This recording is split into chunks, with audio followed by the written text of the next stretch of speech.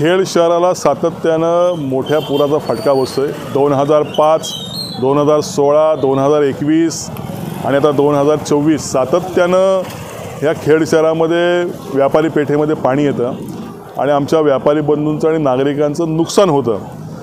वारंवार ओरड करून, वारंवार शासन दरबारी पाठपुरावा करून या नदीचा जगबुडी नदीचा गाळ काढावा अशा पद्धतीची भूमिका आमच्या इथल्या सगळ्या व्यापाऱ्यांनी मांडली।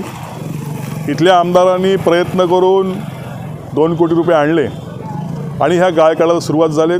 त्यांनी प्रयत्न केले, त्यांना देखील या ठिकाणी धन्यवाद द्यायला पाहिजेत। परंतु या 2 कोटीवरतीच आपल्याला अवलंबून राहता येणार नाही।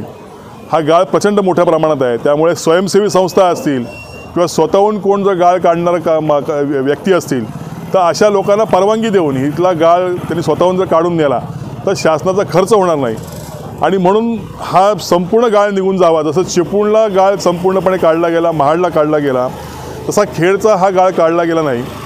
ज्या पद्धतीने चिपळूण आणि महाडवाल्यांनी त्यांच्या बचाव समिती तयार केल्या तशाच पद्धतीच्या आम्ही खेडमध्ये सर्वपक्षीय खेड तालुका बचाव समिती अशा पद्धती समिती स्थापन करून शासन दरबारी आम्ही पाठपुरावा करणार आहोत आणि जास्तीचा निधी या गाळ काढण्यासंदर्भात आम्ही मागणी करणार आहोत। याची लवकरच आम्ही बैठक घेऊ आणि शासन दरबारी आम्ही मागणी करू की चिपळूणसारखा आणि महाडसारखा गाळ संपूर्णपणे साधारणतः 200-300 कोटी रुपये देऊन आमचा हा गाळ संपूर्ण मुक्त करावा, तरच आमच्या इथल्या व्यापाऱ्यांचं नुकसान थांबेल, नागरिकांचं नुकसान थांबेल। अन्यथा सातत्यानं आम्हाला नुकसानीला या ठिकाणी सामोरं जावं लागेल।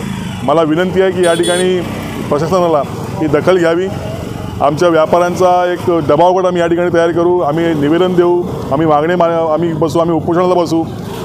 परंतु आम्हाला एकच सांगणं आहे की आमच्या या गाळ काढण्यासंदर्भात निधी शासनाने तात्काळ या ठिकाणी द्यावा अशी या ठिकाणी आम्हाला आपल्या माध्यमातून विनंती करतो।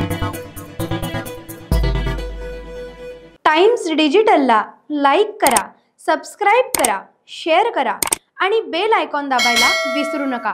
Times digital.